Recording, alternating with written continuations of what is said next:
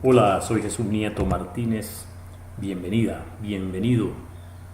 Este es el video número 10 del curso Teoría de Conjuntos 1.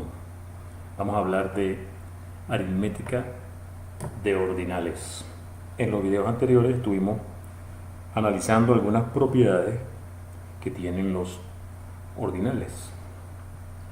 Vamos a continuar con las propiedades de los ordinales y vamos a definir adición y multiplicación de ordinales. Primero una breve introducción para luego entrar en materia con la definición y propiedades de la adición y multiplicación de ordinales. La idea es que dado un ordinal alfa y un ordinal beta, queremos definir un nuevo ordinal que sea la suma, y el resultado que vamos a obtener gráficamente vamos a visualizarlo de esta forma: los elementos de alfa antes que los elementos de beta. Es decir que sumar a un ordinal alfa un ordinal beta significa agregarle los elementos, y en el orden todos los elementos que están en beta serán posteriores a los elementos de alfa. La forma como vamos a definir la adición va a tener esta característica: dado alfa y beta, la suma va a ser un ordinal nuevamente en el que los elementos estarán ordenados de esta forma. La idea de los ordinales es caracterizar a cada conjunto que esté bien ordenado. Vamos a demostrar que todo conjunto bien ordenado es esencialmente equivalente, es decir, que matemáticamente es lo mismo un conjunto bien ordenado que un ordinal. Es decir, vamos a establecer isomorfismos entre ordinales y conjuntos bien ordenados. Un isomorfismo es una función, cuando estamos hablando de conjuntos ordenados, digamos que A está ordenado con una relación que denotamos así, y B está ordenado por la relación denotada de esta otra forma. La función f que va de A en B es un isomorfismo si es biyectiva y si conserva el orden en A y el orden en B. Es decir, si A y B están relacionados en A de esta forma, entonces las imágenes estarán relacionadas de esta forma en B. Y esto es un sí solución, tanto de aquí para allá como de allá para acá. Esto es lo que es un isomorfismo de conjuntos ordenados. Y la notación usual es escribir este símbolo.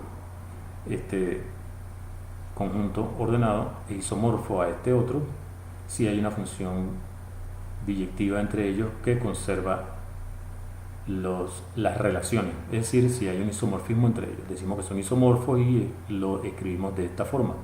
Si las relaciones están claras en el contexto, simplemente lo escribimos de esta forma, omitiendo los símbolos de las relaciones. El primer resultado que vamos a demostrar sobre isomorfismo de órdenes es en el caso particular en que el isomorfismo es entre ordinales. Ese isomorfismo es la identidad. El único isomorfismo que existe entre un ordinal y otro, si es que existe, es la identidad. Vamos a demostrar eso. Si negamos que sea cierto la tesis, estaríamos diciendo que el conjunto de los elementos de alfa, donde f no es la identidad, es no vacío.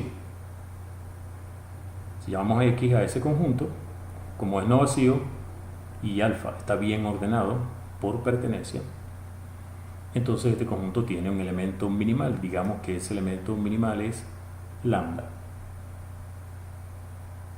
Primera observación: todo ordinal menor que lambda como lambda es minimal, ese ordinal no puede estar en X. Lambda es minimal en X. Entonces en X no puede haber un ordinal menor que lambda. Es decir, si psi es menor que lambda, psi no puede estar en X. Así que la función f tiene que dejarlo fijo. F de psi es igual a psi. Entonces todo ordinal que esté menor, que sea menor que lambda o que pertenezca a lambda queda fijo por la función f. Esa es la primera observación que podemos sacar, simplemente a partir del hecho de que lambda es minimal en X. Como lambda está en X, su imagen es distinta a lambda. F de lambda es distinto de lambda. ¿Ok? Entonces, por tricotomía, lambda tiene que ser menor que f de lambda o viceversa. ¿Qué pasa si tenemos este primer caso? Lambda menor que f de lambda. Entonces, aplicando la inversa de f, como se conserva el signo, ya que si f es un isomorfismo, su inversa también lo es, esta relación prevalece acá. F a la menos 1 de lambda es menor que lambda. Entonces, esto es un ordinal menor que lambda. Así que aplicando la observación 2, ¿qué es lo que tenemos? La imagen de f a la menos 1 de lambda, la imagen de f a la menos 1 de lambda, tiene que ser igual a f a la menos 1 de lambda. Pero esto es igual a lambda. Es decir, lambda es igual a f a la menos 1 de lambda. Aplicando nuevamente f, tendríamos que f de lambda es igual a lambda. Cosa que no puede ser porque lambda está en X y todo el que esté en X no puede quedar fijo por la función f. Así que esto no puede ser. Tenemos una contradicción. Eso descarta entonces que lambda sea menor que f de lambda. ¿Qué pasa entonces si ocurre lo opuesto? Que f de lambda sea menor que lambda. Nuevamente podemos aplicar el isomorfismo f y se mantiene la desigualdad. Y tenemos entonces que esto es menor que f de lambda, simplemente porque f es isomorfismo. Bueno, pero eso es una contradicción nuevamente, porque f de lambda está por debajo de lambda, así que por 2, f de lambda, al aplicarle f, tiene que quedar fijo. Es decir, f de lambda debe ser igual a f de lambda, según 2. Pero aquí estamos viendo que es menor. Una nueva contradicción. Así que esto tampoco puede ser. Entonces lambda no es menor que f de lambda. F de lambda tampoco es menor que lambda. Y tampoco son iguales porque lambda está en X y al estar en X tiene que ser distinto. Eso contradice tricotomía. Eso quiere decir que suponer que esto es no vacío nos lleva a contradicción. Por lo tanto, esto tiene que ser vacío. Es decir, la función es la identidad en alfa. Conclusión entonces, el único isomorfismo que existe entre ordinales es la identidad. Ese es el primer resultado con respecto a isomorfismos entre conjuntos ordenados. Supongamos ahora que tenemos un buen orden A con su símbolo de orden. Vamos a ver que existe un único ordinal alfa que es isomorfo a este conjunto bien ordenado A.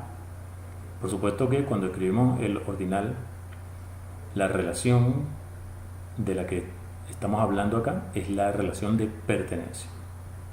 Y la relación en A, bueno, la estamos indicando acá. Entonces, dado un conjunto bien ordenado por una relación, existe un único ordinal que es isomorfo a ese conjunto A. Vamos a verlo. La existencia. Vamos a ver que existe ese ordinal alfa. La unicidad es consecuencia del resultado anterior. si hubiera un ordinal beta isomorfo a A y un ordinal alfa isomorfo a A, podríamos construir un isomorfismo entre alfa y beta. Pero ese isomorfismo entre alfa y beta, como son ordinales, es la identidad. Es decir, alfa y beta serían iguales. Eso demuestra la unicidad. Es decir, si existe un ordinal que sea isomorfo a, ese ordinal es único. Así que es suficiente demostrar que existe para terminar de obtener el resultado. Solo nos falta demostrar que existe. Ya que si existe, es muy fácil ver que es único. Entonces, para ver la existencia, vamos a establecer una notación. Dado un elemento en A, vamos a escribir el conjunto de los predecesores de A en el orden de A mayúscula, es decir, los elementos que están en A y están por debajo de A minúscula en esa relación. Vamos a denotarlo de esta forma. Ese es el conjunto de predecesores de A en el conjunto A. Lo denotamos de esa forma. Esto es notación. Observación. Este conjunto, un subconjunto de A, que con la misma relación que tiene A, es un buen orden. No es difícil verificar que si A está bien ordenado con esta relación, entonces para cada elemento de A, el conjunto de los predecesores de A con la misma relación también es un buen orden. Para proceder con la demostración, entonces vamos a definir un conjunto que vamos a llamar B y está formado por aquellos elementos de A para los cuales existe un ordinal isomorfo al conjunto de los predecesores de ese elemento A minúscula. No es necesario escribir aquí que es único porque por el razonamiento que hicimos hace rato, si existe el beta, ese beta va a ser único. Así que en la definición de este conjunto B, si tú quieres, podría omitir la unicidad acá. La unicidad es consecuencia de el resultado anterior. Si existe el beta, ese beta es único. Así que poner o no poner que sea único aquí es indiferente. Yo voy a dejarlo así, ya que da igual poner o no poner que sea único. Así que B es el conjunto de los elementos de A, para los cuales existe un ordinal isomorfo al conjunto de los predecesores de ese elemento. ¿Ok? Usando el axioma de reemplazo podemos definir una función que tenga dominio este conjunto B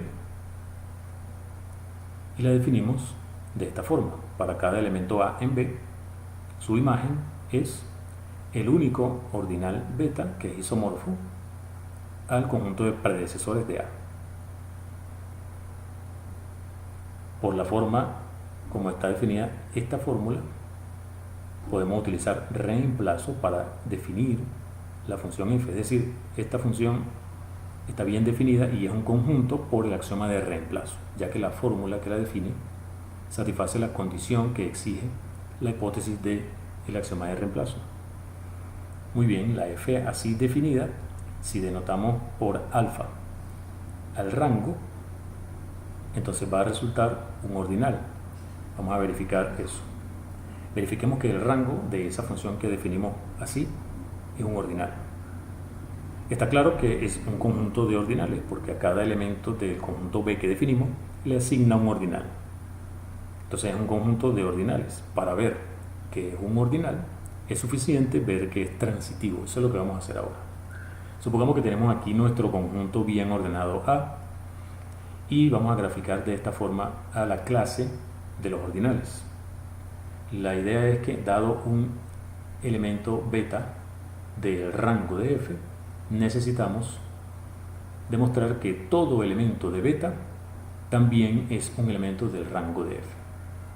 Bien, ¿qué quiere decir que beta está en el rango de f? Quiere decir que beta, que es este segmento inicial de la clase de ordinales, es isomorfo al conjunto de predecesores de algún elemento A minúscula de A. Eso es lo que quiere decir que beta está en el rango de f. Este segmento inicial, que es beta, es isomorfo a el segmento inicial en A generado por este elemento A minúscula. Bien, agarremos entonces un gamma, elemento de beta, y queremos verificar que ese gamma también está en el rango de f. Como hay un isomorfismo entre este segmento inicial y este segmento inicial, podemos considerar la inversa, es decir, si el isomorfismo va de aquí para acá, entonces consideramos la inversa de aquí para acá y la restringimos a este segmento inicial. Su imagen aquí, por ser un isomorfismo, es un segmento inicial del conjunto de predecesores de A. Es decir, tenemos un elemento B en A, tal que el conjunto de sus predecesores es isomorfo al ordinal gamma. Bueno, pero eso por definición quiere decir que gamma está en el rango de f. Eso demuestra que alfa, así definido, el rango de f es un ordinal. Si el conjunto B que definimos anteriormente, recuerda que B era el conjunto de los elementos de A mayúscula para los cuales existe un ordinal, tal que ese ordinal es isomorfo a el conjunto de los predecesores del elemento, en este caso A minúscula. Si cada elemento de A tiene su correspondiente ordinal acá, entonces A sería isomorfo al rango de esa función f. Entonces estaríamos listos. Si B no es todo A, si B no es todo el conjunto A, quiere decir que en A hay elementos que no están en B. A menos B es no vacío. Por lo tanto, podemos considerar un elemento minimal allí. Como se trata de un buen orden, minimal y mínimo es equivalente. C es el mínimo elemento que está en A y no está en B. Eso significa que el conjunto de los predecesores de C es isomorfo a todo el rango de la función f, que acabamos de ver es un ordinal. ¿Qué es lo que tenemos aquí entonces? Un ordinal alfa que es isomorfo al conjunto de predecesores de C. Eso, por definición, dice que C está en B. Recuerda que B es el conjunto de los elementos de A para los cuales existe un ordinal que es isomorfo al conjunto de predecesores de C. Entonces C está en B. Pero eso es una contradicción, ya que C, por definición, está en A y no está en B. Contradicción porque estamos llegando a que C está en B. Eso termina la demostración de el resultado que estábamos analizando. Significa entonces que dado un conjunto bien ordenado, tenemos entonces un único ordinal isomorfo a ese conjunto bien ordenado. Definimos entonces ese ordinal como el tipo de orden de A. O sea, cada conjunto bien ordenado tiene una forma de representarse como un ordinal y esa forma es única. Es equivalente tener un conjunto bien ordenado que tener un ordinal. Insisto en que la relación, el orden en los ordinales es la pertenencia. Vamos a utilizar la notación type de A. El tipo de orden de A lo vamos a denotar de esta forma, type de A. Eso es notación. Todo conjunto bien ordenado entonces es isomorfo a un único ordinal. Ese ordinal se va a llamar el tipo de orden de A y lo vamos a denotar de esta forma.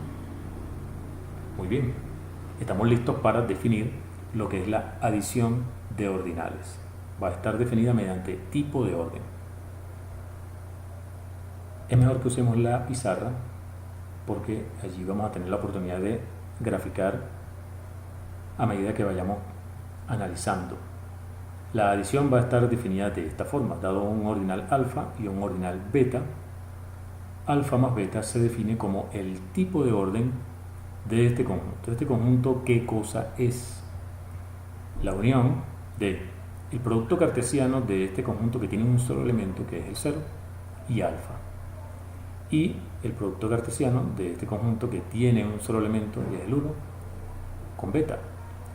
Gráficamente lo podemos ver así.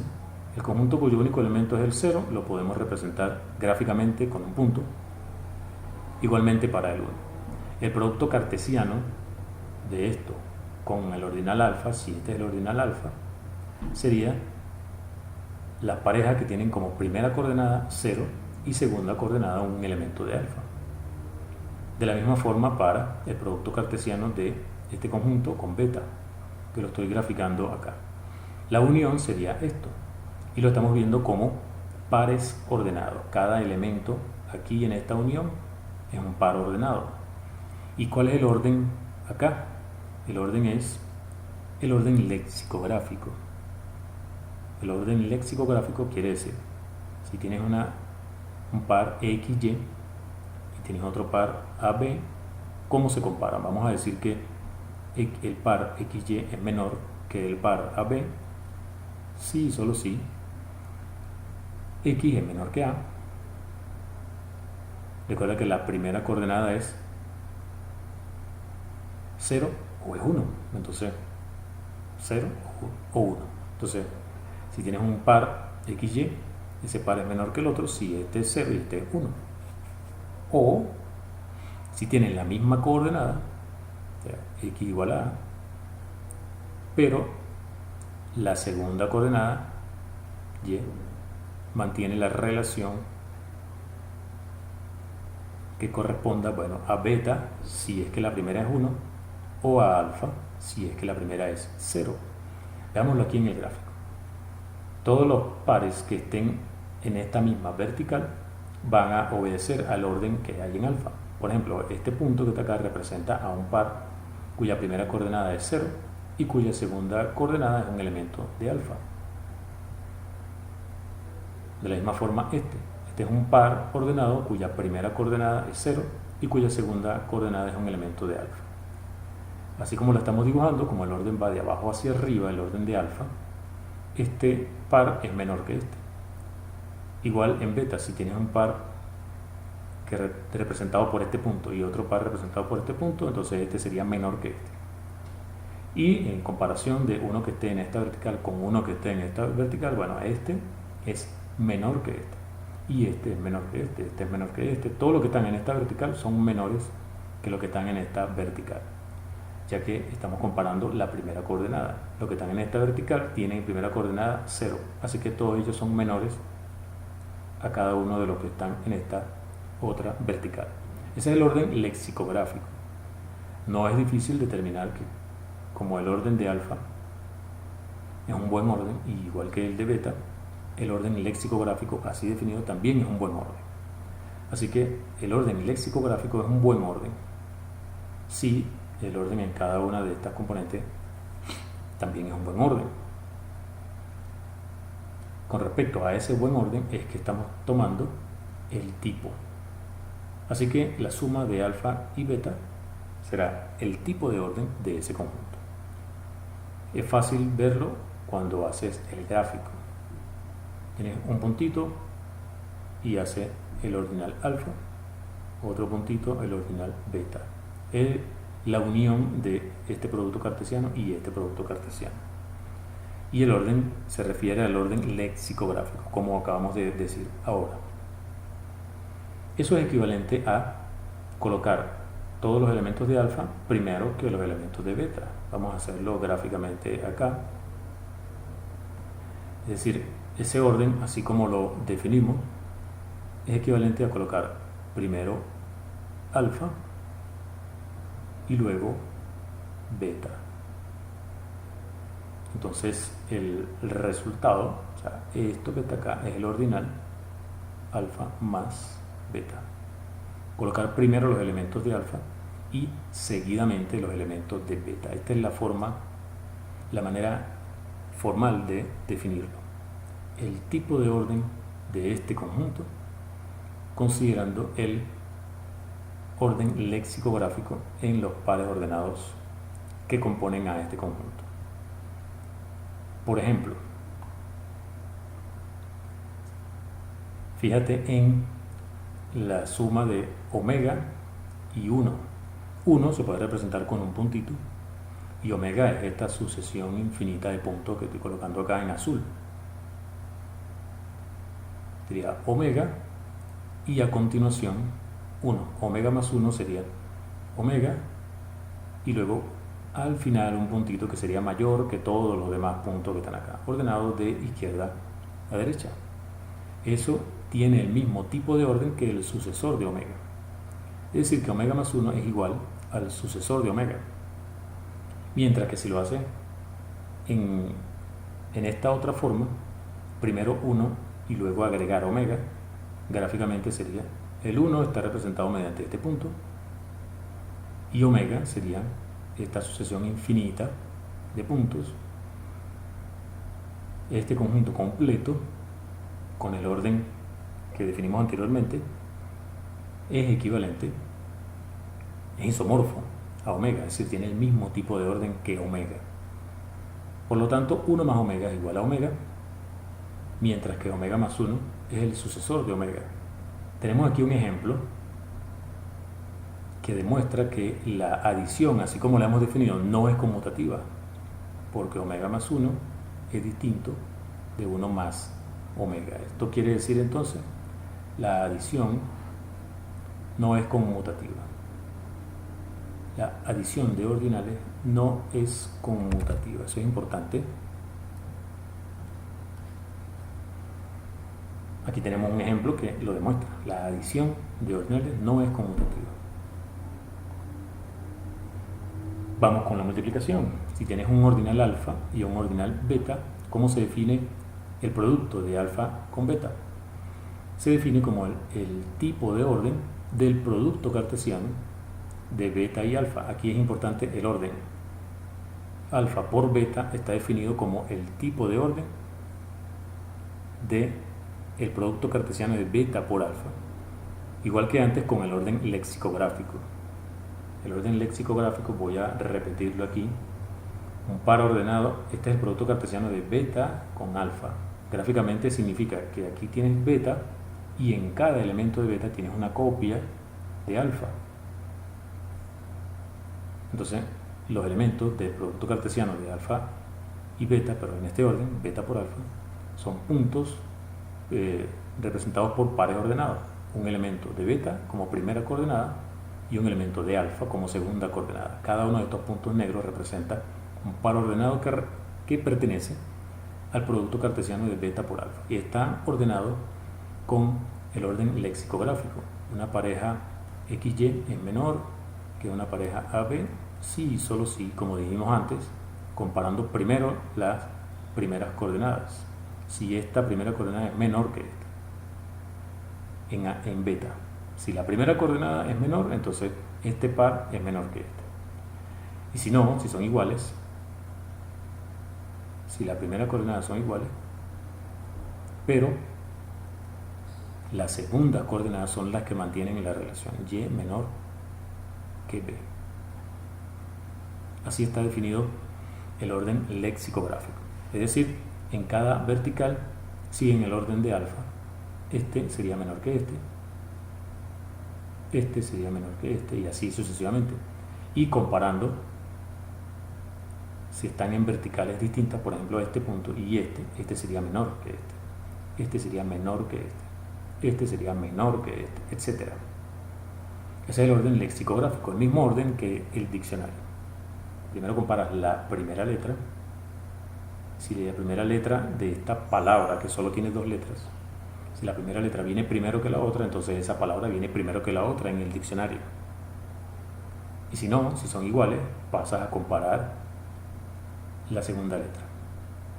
Muy bien, así está definida la multiplicación de ordinales. Es el tipo de orden del producto cartesiano de los ordinales que quieres multiplicar, pero poniendo acá el orden opuesto al que aparece en el que quieres calcular. Producto de alfa por beta es el tipo de orden del producto cartesiano de beta por alfa, con el orden lexicográfico.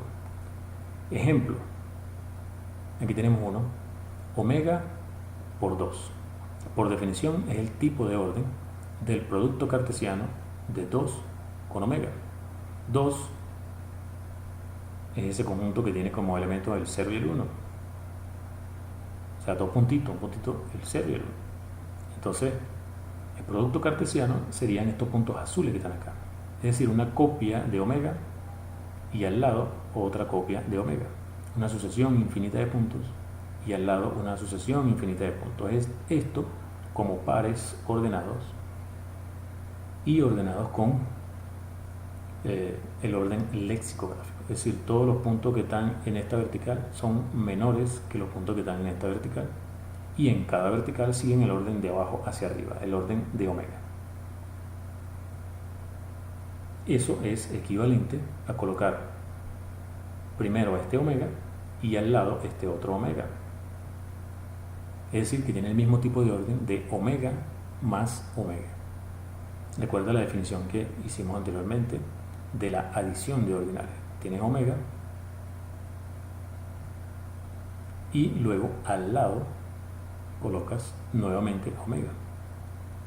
Eso es omega más omega. Eso es equivalente a tener esta cola y al final de esta cola colocar nuevamente esta cola. O sea, omega más omega. Entonces, omega multiplicado por 2 es igual a omega más omega. Fíjate que si lo hacemos en el orden opuesto, si hacemos 2 por omega, por definición eso sería el tipo de orden del producto cartesiano de omega por 2. En este caso estaríamos hablando de, como primera coordenada, omega, es decir, una sucesión infinita de puntos, y en cada uno de esos puntos vamos a colocar una copia del conjunto 2, es decir, dos puntitos. Vamos a dibujar los azules así. O sea, encima de este coloca dos puntitos, encima de este dos puntitos, encima de este dos puntitos y así sucesivamente. ¿Y cómo es el orden gráficamente? Bueno, este viene primero, después viene este, después viene este, después este, luego este, después este, luego este, después este. Eso es equivalente a colocar en una sola cola a todos esos puntos azules. Primero este, luego esto, después este, después este, después este, después este, etc. Eso nos daría simplemente una copia de omega. Es decir, este conjunto ordenado con el orden lexicográfico tiene el mismo tipo de orden que esta cola que estamos diciendo aquí, que es omega. Conclusión: 2 multiplicado por omega es igual a omega. Mientras que aquí omega multiplicado por 2 hemos visto que es omega más omega. Esto demuestra 2 por omega distinto de omega por 2. La multiplicación de ordinales tampoco es conmutativa.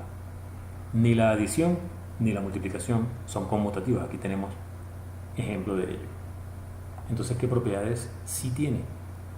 Tiene la propiedad asociativa, tiene un elemento neutro y vale la propiedad distributiva.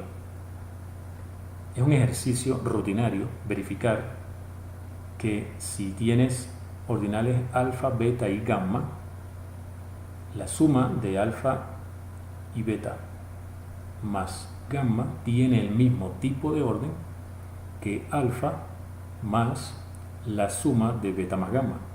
Es decir, se puede establecer un isomorfismo entre este conjunto y este. Un isomorfismo de órdenes. Tienen el mismo tipo de orden este que este. Es decir, que es asociativa la adición. De la misma manera con la multiplicación. Tanto la adición como la multiplicación son asociativas. También la adición y la multiplicación tienen elemento neutro. La adición tiene como elemento neutro el cero, el conjunto vacío.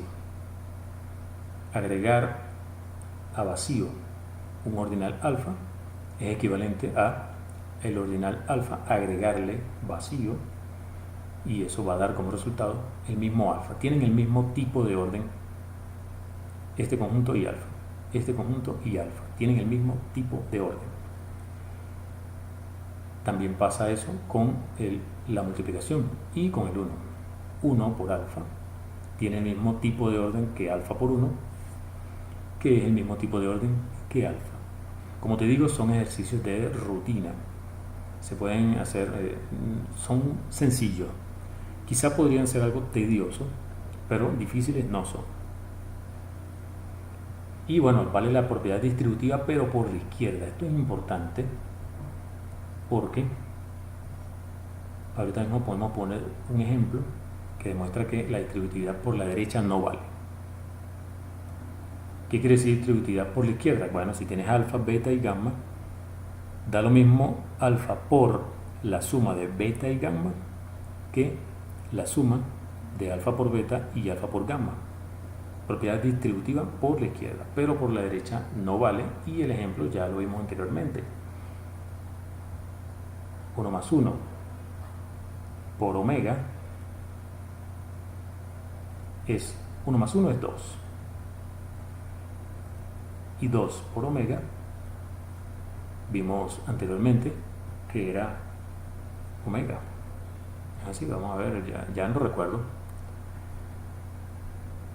2 por omega es omega. 2 por omega es omega. Pero si pretende hacer distributividad aquí, sería 1 por omega, que es omega, más 1 por omega, que es omega, distinto de omega. Entonces, la propiedad distributiva por la izquierda no es válida.